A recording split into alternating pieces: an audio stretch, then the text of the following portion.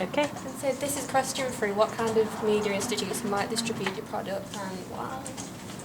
So I thought that Boa Media would publish mine because they're a media institution that covers publishing, TV, radio and pretty much everything that's available in media nowadays apart from films.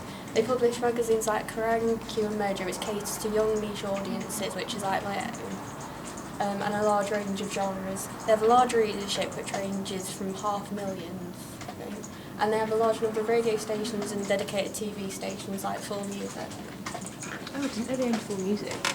So I think they publish mine because there's not many, because I've got quite a niche genre for my magazine, so it'd be hard to find an institution which caters to such a thing, and that was the one that caters to most niche audiences because it also has magazines on things like fishing and gossip and all that. So multimedia platforms and conversions.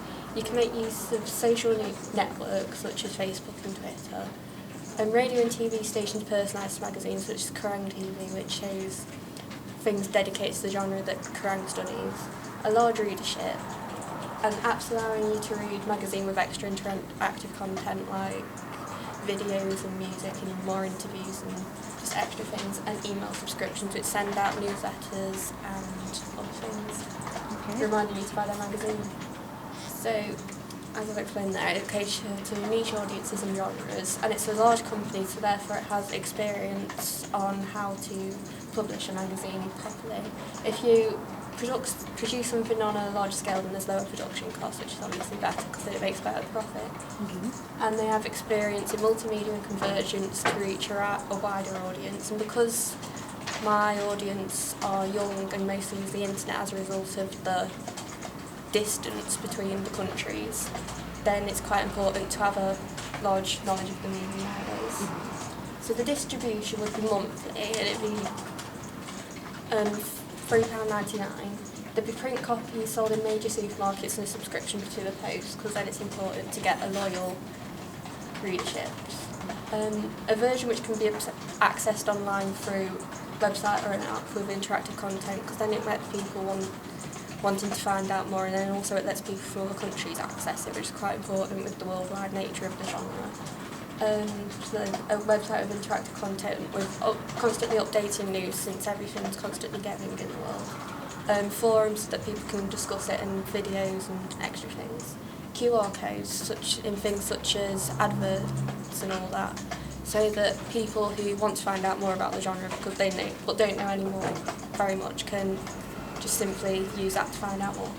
A dedicated radio station. There's some that exist now that specifically play only idol music, so that would also appeal to the readers. A TV music station, although I wasn't sure of how likely this would be since it is a very niche genre, although the visuals are quite important in it, so it might be a thing. And also social networks, which are also very important in getting out to the audience, that are very important online. So physical print is important because in 2009, 900 million magazine subscriptions were made, 20 million magazines are sold weekly, 75% of all UK adults buy magazines, so obviously if you sell a magazine you'll get to at least some of them. 10,000 magazines are sold a minute, 91% of 15 to 24-year-olds read magazines, and this is the audience that I'm catering to with my magazine. So, since the majority of them read them, then they'll read my magazine too.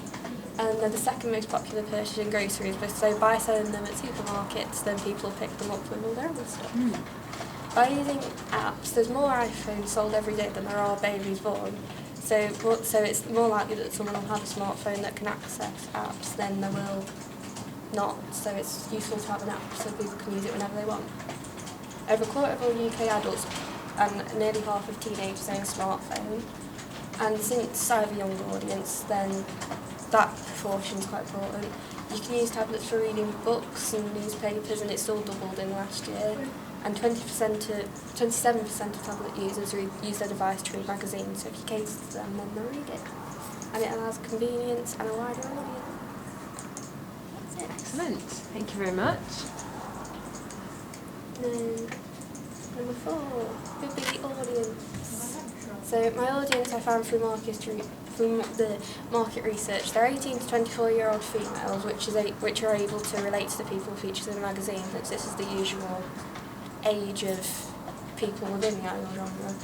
They'd use the internet more than the average person, since in order to access the genre they'd need to use YouTube and all that, since they can't just go down to HMV or wherever and buy a CD. Fans of Japanese idols and possibly other Japanese music and media subcultures such as film, anime, historical culture and language, since most people I've spoken to found it through some other form, usually on YouTube, going through different videos and then just accessing it. And they're usually interested in things different than the norm, but they still follow fashions. They prefer to buy CDs and pirate music because CDs help support the artist, but there's so many artists and it's so expensive to import CDs that it's useful to piracists as well. On average, they spend less than £10 a month on music, although usually people are dedicated to a single band rather than liking them all in order to save money. So usually a band releases a single every 4 months or so maybe this contributes to it. And they follow the most popular groups such as AKB, 48, Morning Musume, and Memory Clover Z, because these are the most popular ones nowadays, so there'll be most information in English available to them. Young and Rubicam audience types, they used to research your audience depending on their personality and lifestyle. So I think that my audience would be aspirers, since they want status and esteem of others and enjoy showing what they enjoy through small symbols, such as CDs and goods like t-shirts, posters, photo collections, and all that.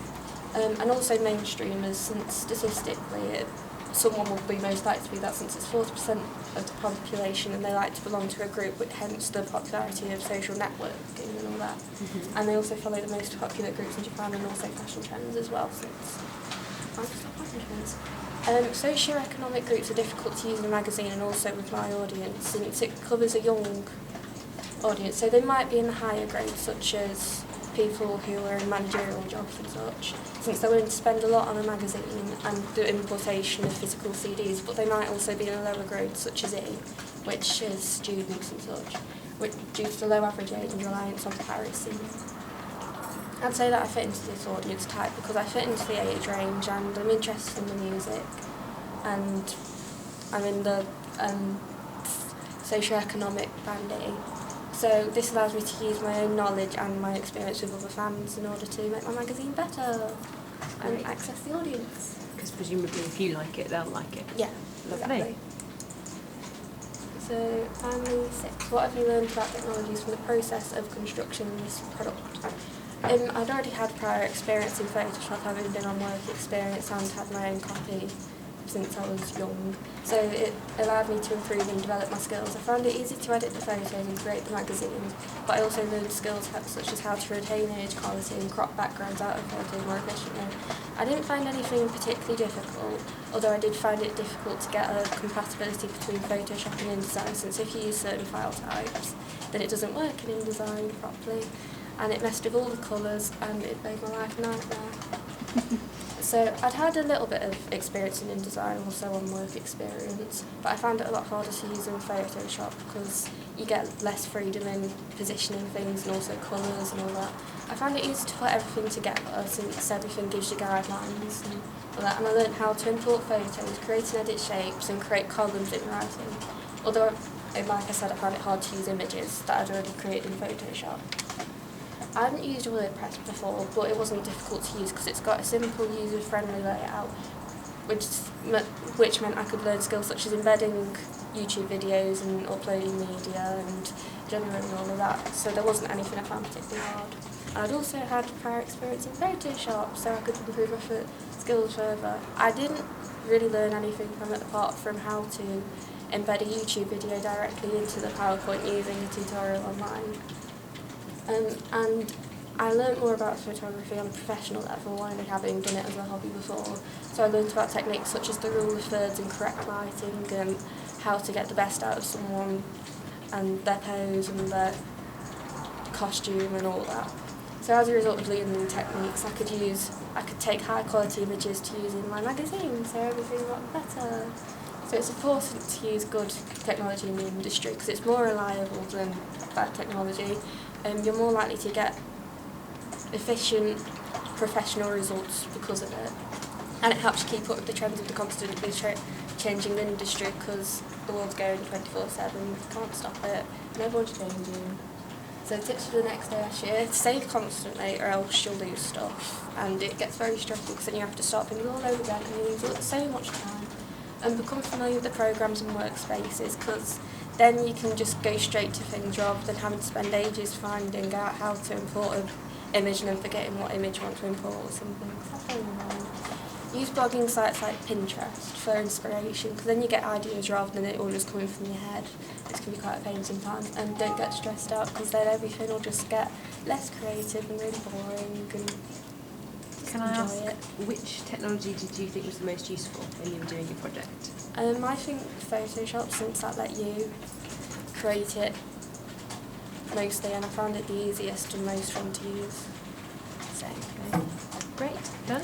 yay! Lovely.